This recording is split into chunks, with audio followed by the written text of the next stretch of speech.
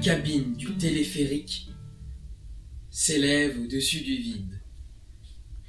Tout en bas, la plaine de Chamonix apparaît si étroite, au pied de ces montagnes si hautes, si impressionnantes que je me sens vite écrasé. J'aperçois des parapentes qui traversent le ciel. Je pense à Icare, à son désir fou de se détacher de la terre, de voler, de planer au-dessus de contrées inconnues. Parce que lorsque j'étais enfant, le Minotaure, tapi dans l'ombre du labyrinthe, Méduse avec sa chevelure de vipère, m'épouvantait. En revanche, le rêve d'Icare, lui, me transportait. J'arrive sur la plateforme et c'est l'émerveillement. Les pics enneigés sur l'aiguille du Midi, les courbes du Mont Blanc découpant le bleu vif du ciel. Et au loin, j'aperçois des cordées rouges et des skieurs solitaires, à peine visibles sur l'immensité blanche. Et devant moi, sur l'étroite avancée d'une paroi rocheuse, un homme se tient debout, attaché à un filin. Est-il chargé de réparer la machinerie du téléphérique? Et soudain, il se détache et saute dans le vide. De larges ailes rouges se déploient. Icare plane et s'envole tout doucement au-dessus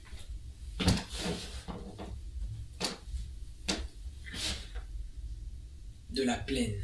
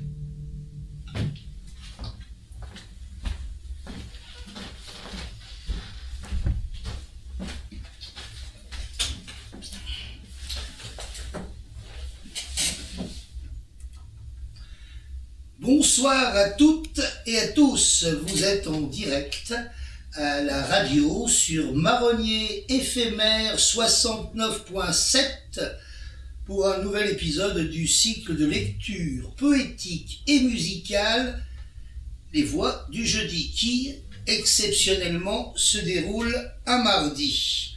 Après Charles Juliet, après Paola Pigani, après Mohamed El Amraoui et après Sylvie Fabre-G, nous sommes heureux d'avoir comme invité Geneviève Medj. Geneviève Medj, poète et amie de longue date de l'écrivain Charles Juliet, qui, à propos de son dernier ouvrage, dont vous allez entendre des extraits, Retenir ce qui s'efface, a écrit ceci. Si un texte répond à une impérieuse nécessité, il est toujours une tentative de faire échec au temps, de lui soustraire ce qu'il ne peut qu'engloutir. Dans les paroles qui suivent, parfois de véritables poèmes en prose, Geneviève Medj rassemble ce qu'elle tenait à ne pas perdre. Ce sont des événements singuliers, des rencontres surprenantes, des ombres et des lumières, de brèves évocations de ses voyages au pays d'Ogon, en Libye, dans le désert du Niger. Ainsi nous donne-t-elle à vivre ce qui l'a marqué et s'est inscrit dans sa mémoire. Raymond Carver, le Tchekhov américain, se plaisait à citer Ezra Pound, qui pensait que l'exactitude foncière de l'expression est la seule morale de l'écriture. Je ne sais, poursuit Charles Juliet, si Geneviève Medge a médité cette réflexion, mais le fait est qu'elle a su trouver l'exacte justesse qui confère à ses textes un réel attrait et une indéniable autorité.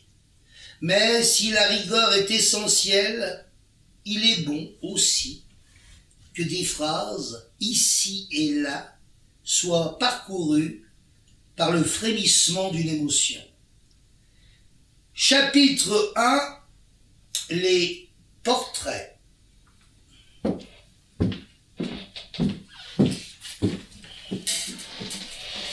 « 93 ans. Un sourire de jeune fille, des yeux pétillants. Je la regarde. Brisée une première fois d'avoir été abandonnée par son mari, brisée une seconde fois par la mort d'un fils. Il lui a fallu rester vivante. Ses proches l'ont soutenue, mais sans cesse le passé se rappelait à elle. Je la regarde. Son visage est lumineux. Je pense aux épreuves qu'elle a traversées, alors qu'elle me dit « J'ai aimé ma vie ». Le même visage, le même sourire, le même regard, mais les phrases sont lentes à venir, heurtées, décousues. Elle et moi, face à face sur le trottoir.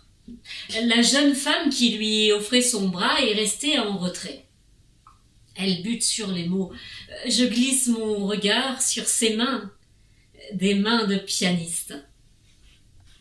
Quand elle était face aux enfants, tous avaient les yeux fixés sur elle.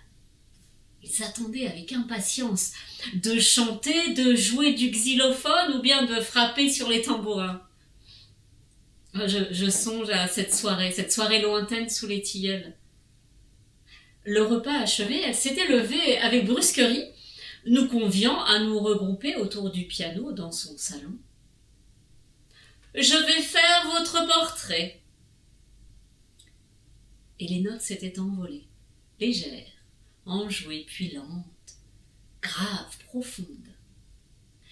Chaque mouvement s'était conclu par un long silence. De qui s'agissait-il ? Les regards s'étaient croisés, des sourires avaient été échangés, le temps de mettre un nom sur celui qui avait servi de modèle. Je la regarde.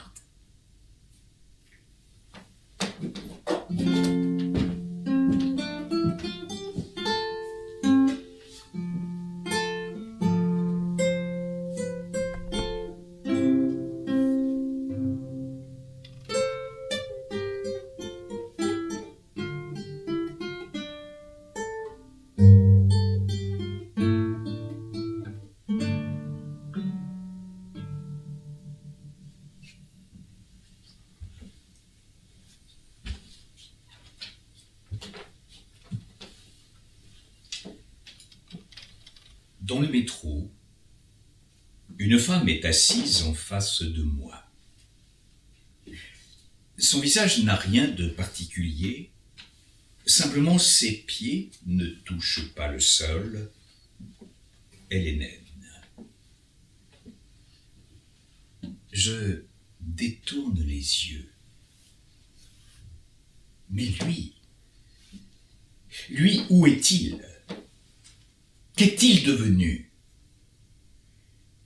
Je le revois, trottiner auprès de sa femme ou assis sur le mur de pierre, au seuil de sa maison proche de la mienne.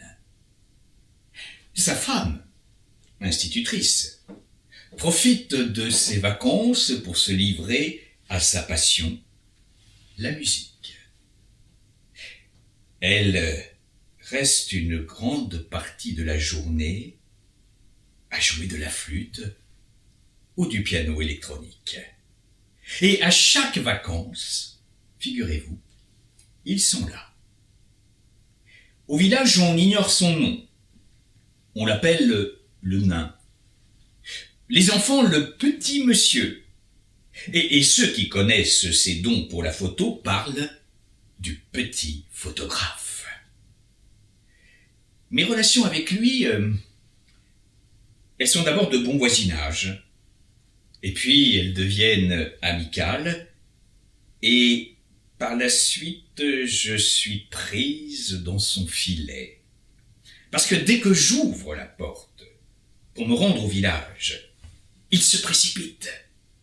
Il veut me faire lire le poème qu'il vient d'écrire ou me montrer ses photos, des paysages insolites, des portraits pris sur le vif ou longuement posés. Le plus souvent, ce sont des femmes, épinglées, comme des papillons sur les planches d'un collectionneur. Il m'épie. Assis sur le muret de pierre, il garde les yeux rivés sur la porte. Parfois même, il colle son œil à la serrure. Il attend. Il m'attend. Alors, j'emprunte la porte du jardin qui s'ouvre sur la rue basse. Oh, il n'est pas dupe. Il sait maintenant qu'il m'importune. Moi, je suis soulagé de lui avoir échappé.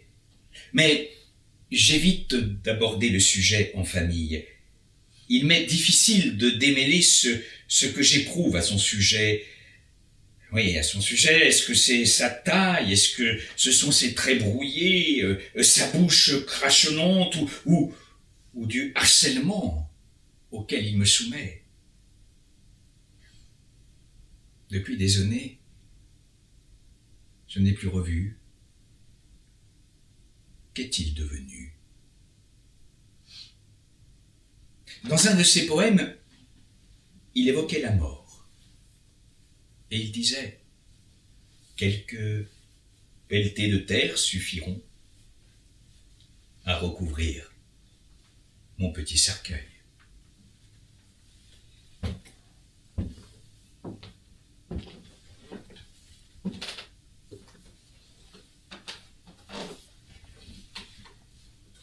Le bus, à une heure de pointe, une place se libère près d'une fenêtre.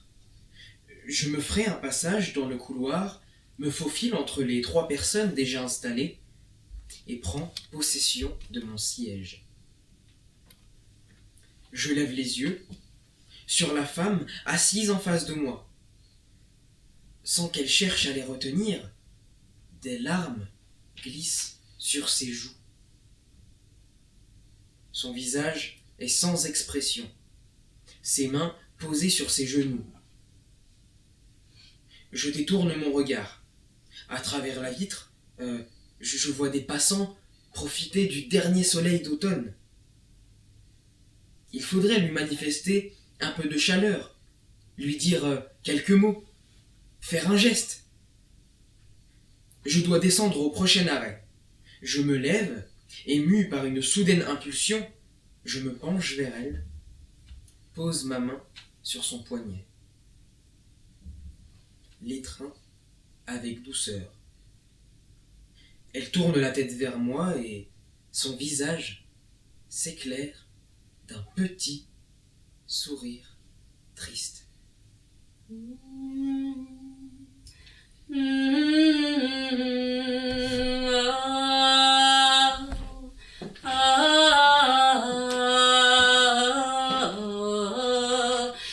La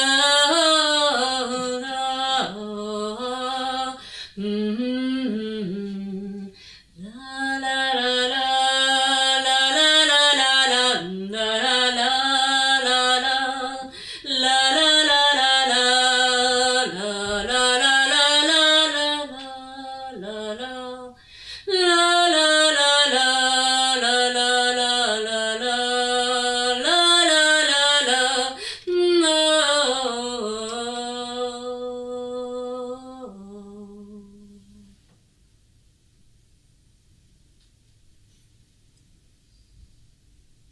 Elle erre dans le cloître.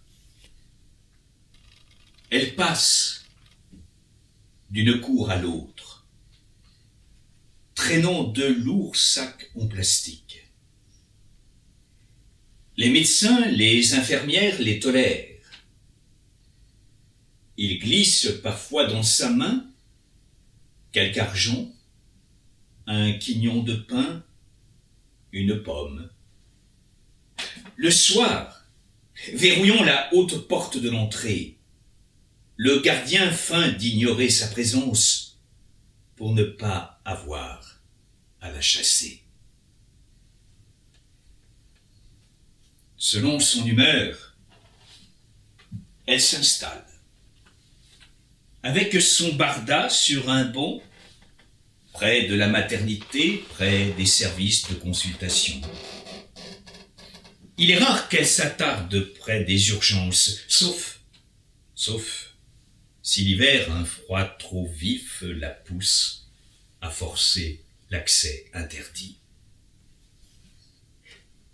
Lorsqu'elle voit arriver une ambulance, une civière, un corps inanimé, elle vocifère, insulte cette chienne de vie.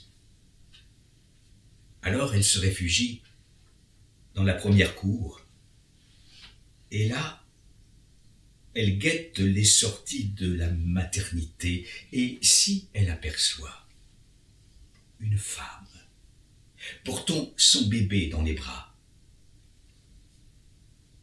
elle pleure. La mendiante de l'Hôtel-Dieu, pour conjurer le sort, les deux mains sur la bouche, envoie des baisers à l'enfant et à sa mère.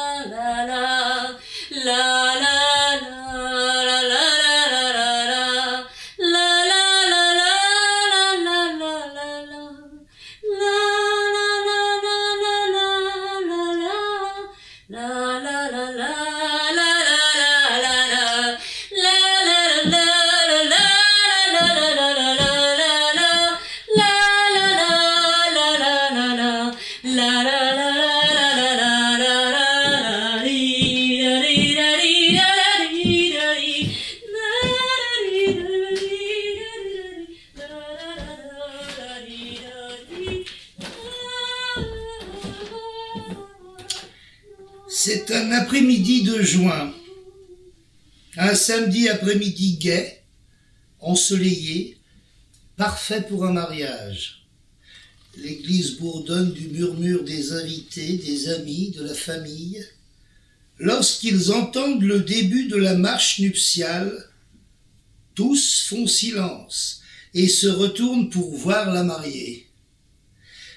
Jeune, blonde, élancée, magistralement belle, elle s'avance dans l'allée centrale au bras de son père.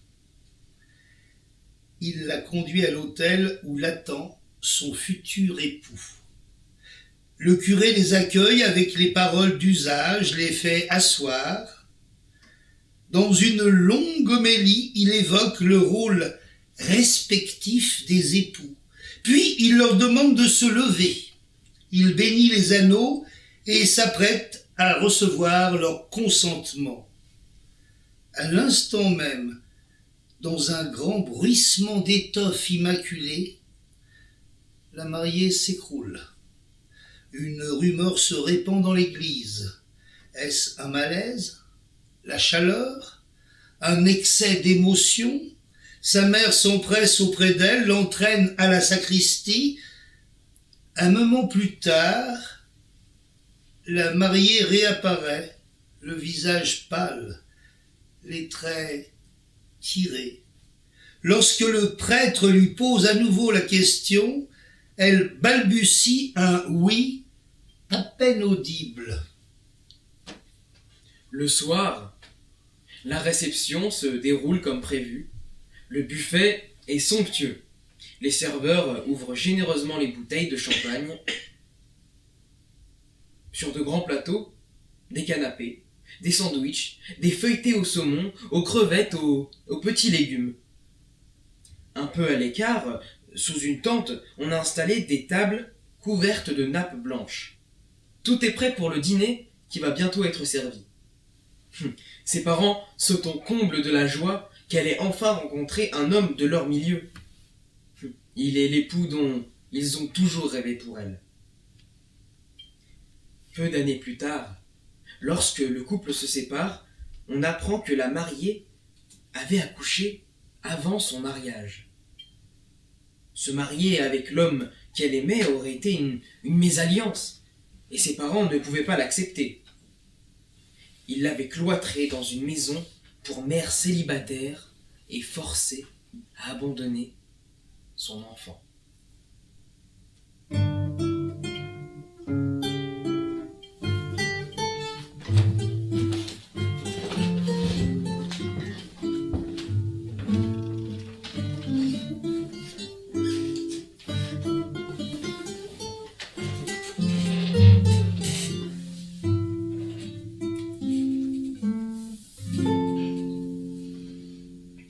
Toujours en direct sur Marronnier éphémère 69.7, en direct et plongé dans l'univers de Geneviève Medge, qui, au fil des ans, a publié plus d'une quinzaine d'ouvrages.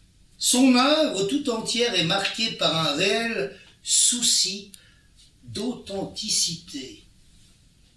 De la poésie, passante des deux rives, ombre, le pays du père, d'eau et de pierre, terre la soif, le soleil s'est tu.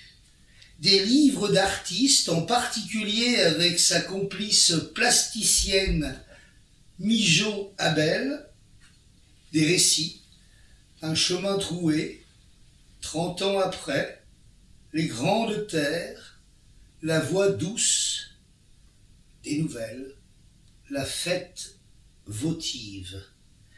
Tous ces titres évocateurs nous invitent à poursuivre avec elle l'aventure poétique.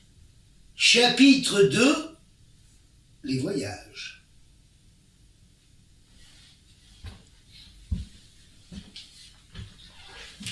Étape à Tolède. Au musée du Prado, les silhouettes filiformes du Gréco me rebutent plus qu'elles me séduisent. Ici, un tableau. C'est une annonciation.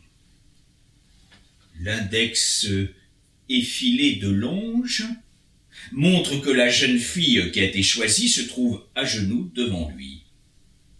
Ah, l'ange n'a pas la douceur du Quattrocento italien, oh non. Rose, bleu et or, en manteau vert criard, il ne possède aucune grâce. À Tolède, je me rends sans enthousiasme, mais alors vraiment sans enthousiasme au musée du Gréco. Je vois de larges trouées de lumière qui égayent le jardin. Les rosiers sont en fleurs. Je m'y attarderais volontiers, oui. Mais je dois suivre l'allée des cyprès qui conduit à la maison où le Gréco a habité 4 siècles auparavant. Là, on traverse une enfilade de pièces de pièces à peine meublées, mornes, anonymes. Aucune ne donne à imaginer la vie et le travail du peintre. Par exemple, à Amsterdam, Rembrandt, oui, Rembrandt dans sa maison, dans le cabinet des curiosités et l'exposition de gravures au dernier étage, eh bien, on sent le peintre. Il est présent.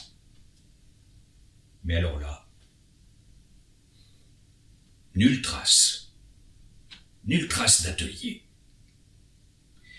Bon, on franchit le seuil de la dernière salle, et là, un je ne sais quoi palpite dans l'air. Les portraits des apôtres sont accrochés face à face sur les murs. Je découvre là de longues silhouettes dans de grands manteaux jaunes, verts, rouges. Les mains aux doigts démesurés sont posées ou croisées devant leur poitrine, parfois crispées sur le livre saint.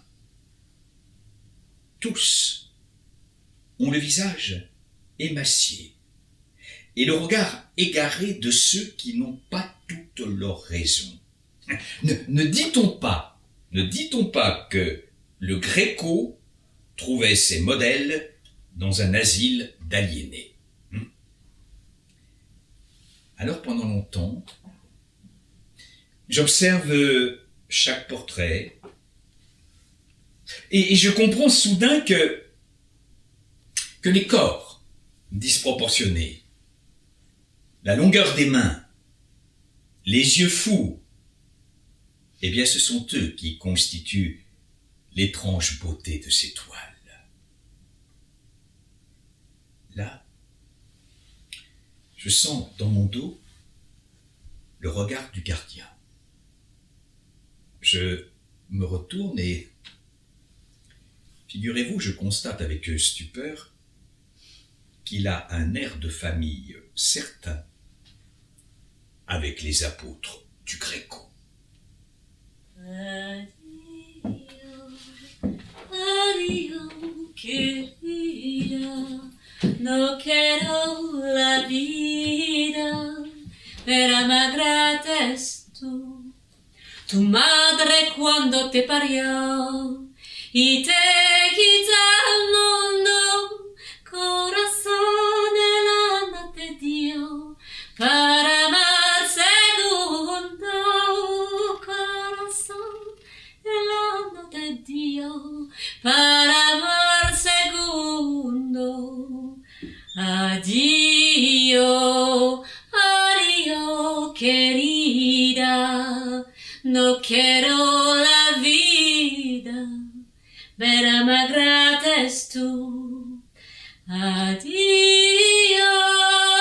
adiós, querida, no quiero la vida, pero más grata es tú. Quelque part dans le désert, une photo de famille. Nous sommes à une journée de marche du dernier campement Touareg et on a l'impression que c'est le bout du monde. Un plateau désertique. À peine quelques buissons épineux, un ou deux acacias. Les chameaux se sont éloignés à la recherche de maigres touffes d'alpha. Le silence est écrasant. Rien n'accroche le regard. Nous nous sommes rapprochés du feu près des guides et plus tard, beaucoup plus tard, le cri des chacals déchire la nuit.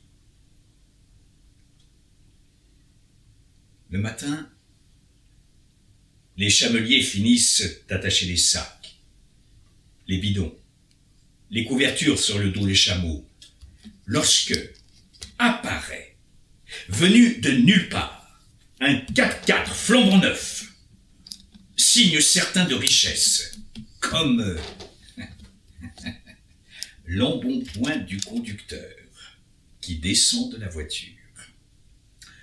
Il est accompagné de sa femme et de 2 petites filles, et tous sont sur leur 31. Lui, une djellaba, un chèche indigo. Elle, ample tunique brodée, longue jupe étroite, des escarpins pointus aux talons aiguilles, mais qui s'enfoncent dans le sable. Un chèche noir, joliment noué, dégage à peine son visage.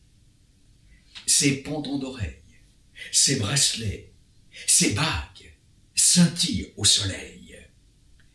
Et les petites filles, elles sont habillées à l'occidentale et elles tiennent une sorte de petit violon à la main. Mais où se rendent-ils? À quelle fête? À quelle manifestation? Ils nous cherchaient. Des puits auprès desquels nous avons fait halte. La nouvelle s'est propagée.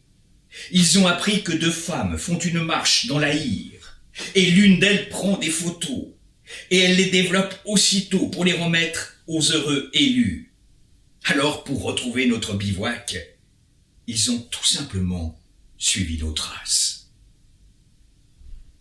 Riche commerçant d'Arlit, avec sa femme, il a pris au passage leurs 2 petites filles que leur grand-mère élève dans un campement nomade.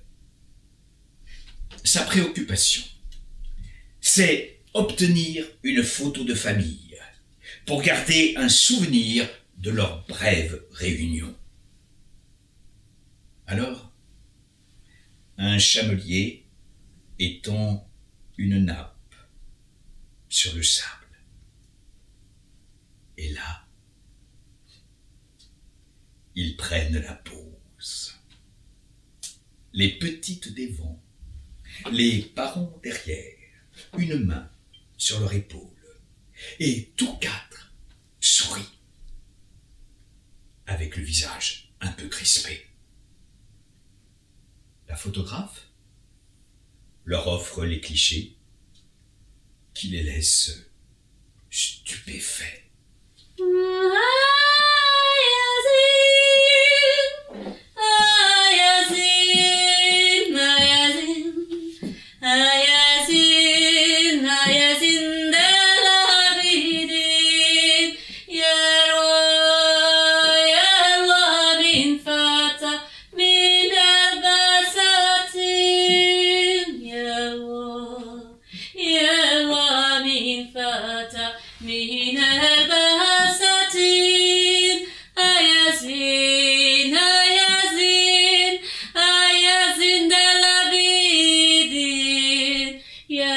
L'attente du Sud, le mirage du Sud, encore plus loin, toujours plus loin, l'oasis, aux eaux ruisselantes, aux verts feuillages, aux ombres bienfaisantes, près du feu, main tendue, à la flamme, le visage brûle, le froid glace le dos.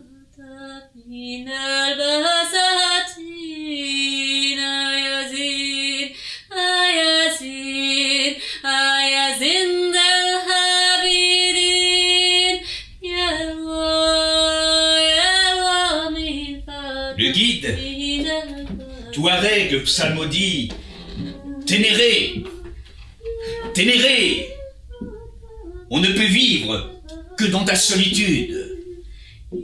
Sa voix rauque, en accord avec la nuit, avive en nous la nostalgie de ce que nous avons perdu sans jamais l'avoir possédé.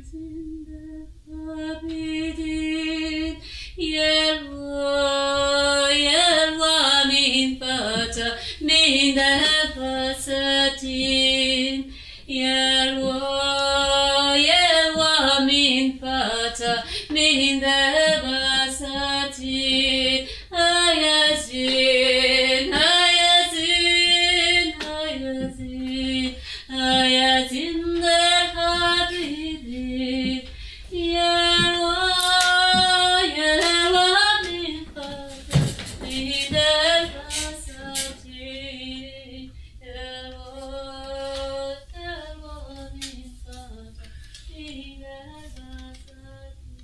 Marronnier éphémère 69.7 en direct à la radio.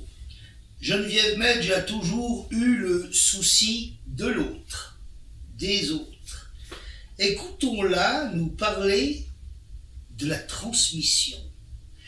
J'ai eu aussi le désir de partager mon goût profond pour la littérature.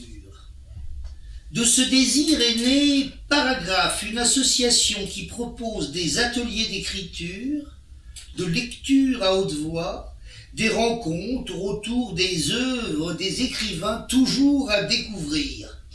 Raymond Carver, Virginia Woolf, Carson McCullers et, plus près de nous, Charles Juliet.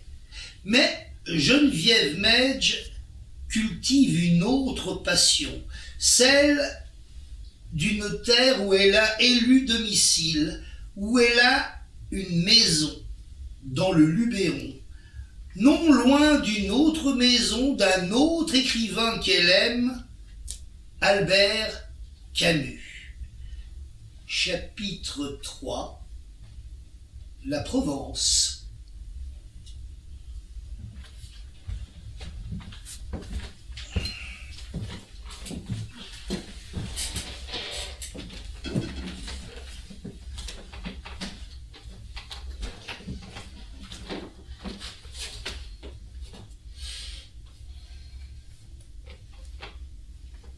Nous avons ouvert la porte, sommes entrés dans la maison.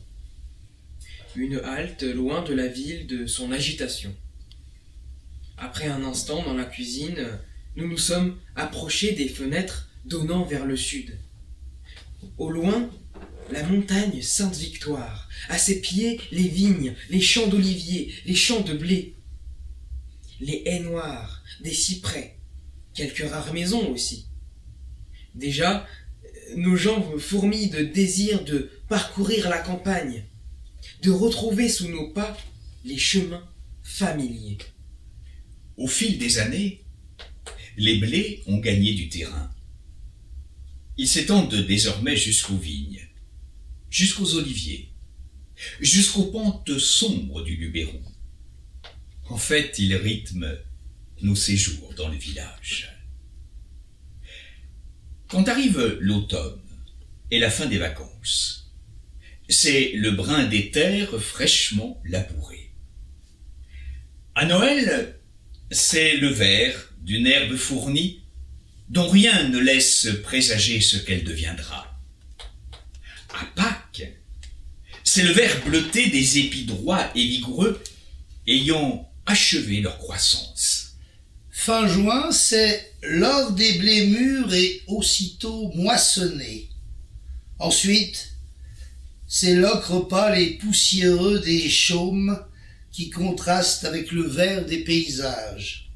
Et tout l'été, au couchant, le jeu des ombres et des lumières. À la fin de nos séjours, une fois la lourde porte refermée, nous partons avec la trace en nous de ce pays de terre et de lumière. Car cette maison, c'est une maison au long passé, acquise par la famille à la Révolution. Elle s'est transmise de génération en génération. Elle est là, forte de sa présence, forte de l'attachement que nous lui portons. Au premier regard, la façade sur la rue semble austère.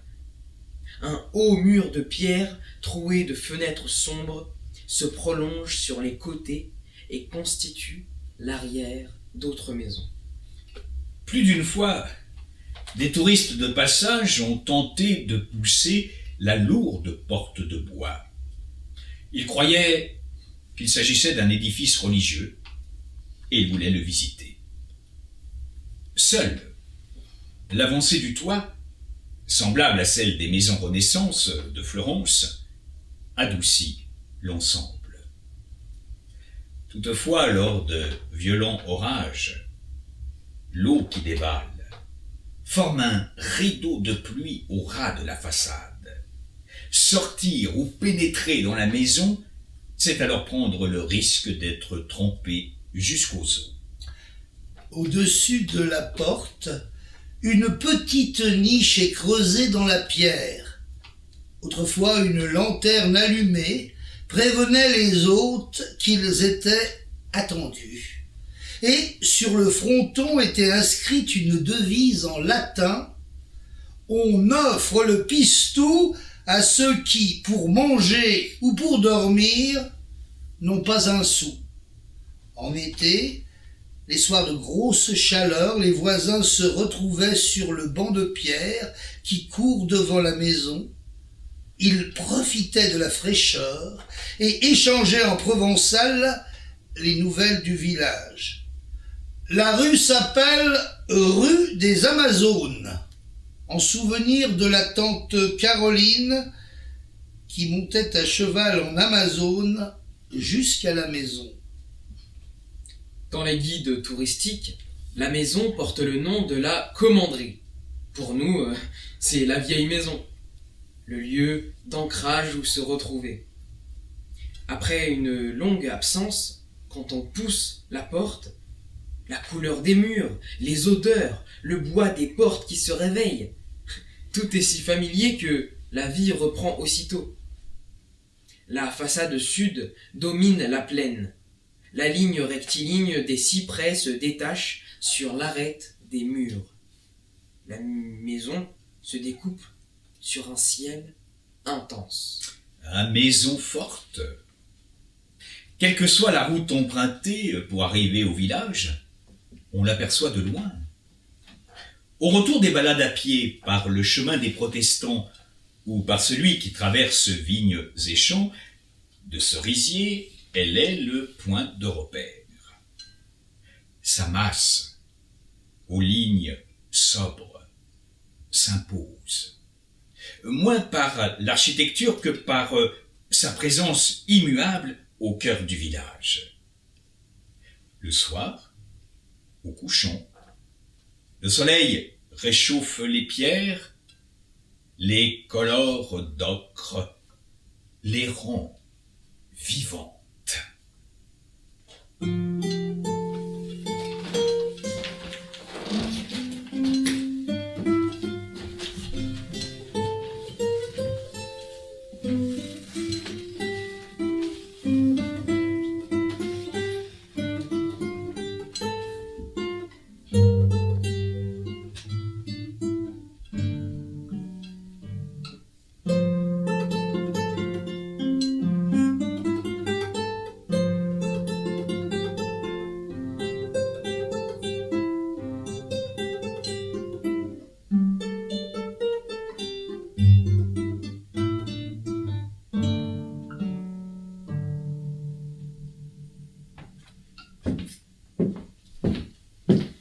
Le rugissement du mistral secoue les platanes.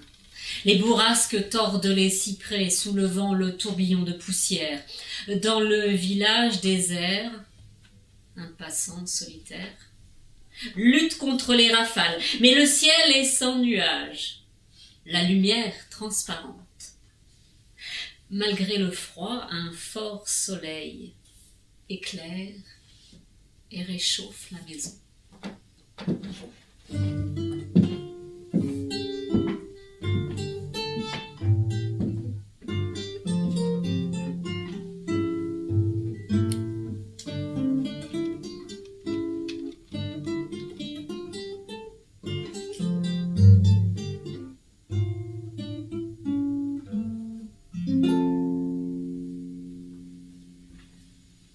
C'est un pays de vent et de lumière, de collines aux formes douces,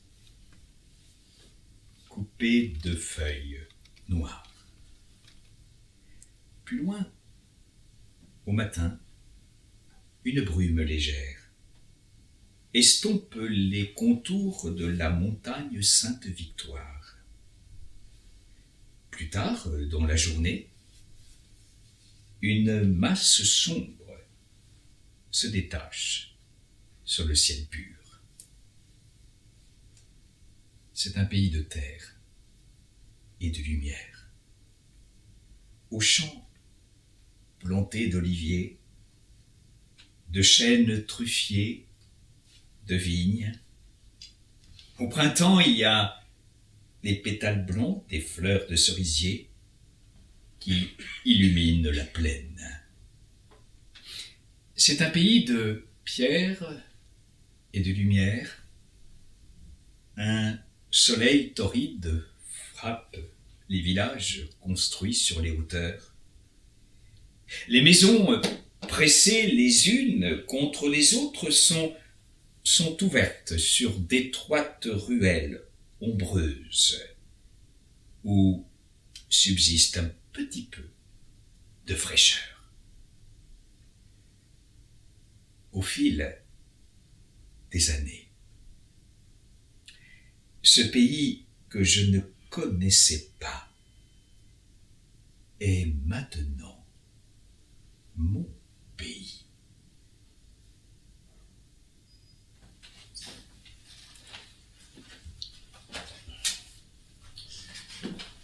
« 69.7 marronnier éphémère et en direct avec Geneviève Medge, la marraine de l'édition 2022 du magnifique printemps qui se poursuit jusqu'au 30 mars par un spectacle tiré de l'œuvre de Jean-Pierre Siméon et interprété par Béatrice Venet. La mort n'est que la mort si l'amour lui survit, ici même. Et pour conclure cette émission, écoutons encore notre invité, notre auteur, Geneviève Medge. Enfant, je vivais à la campagne.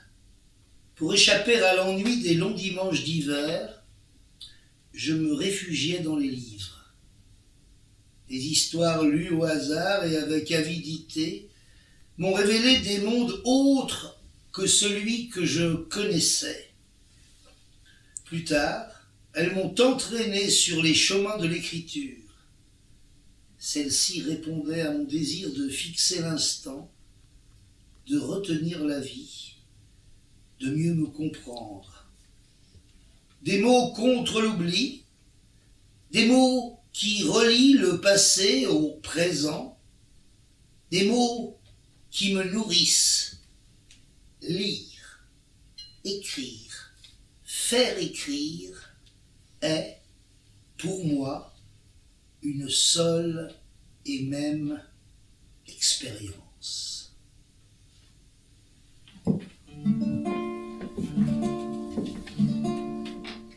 For to my foe, why does not burn on me?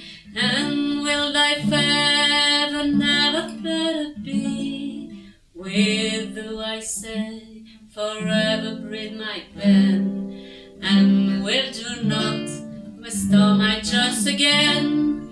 In vain I sighed, in vain I read and weep, in vain my eyes refrain from quiet sleep, in vain I shed my tears both night and day.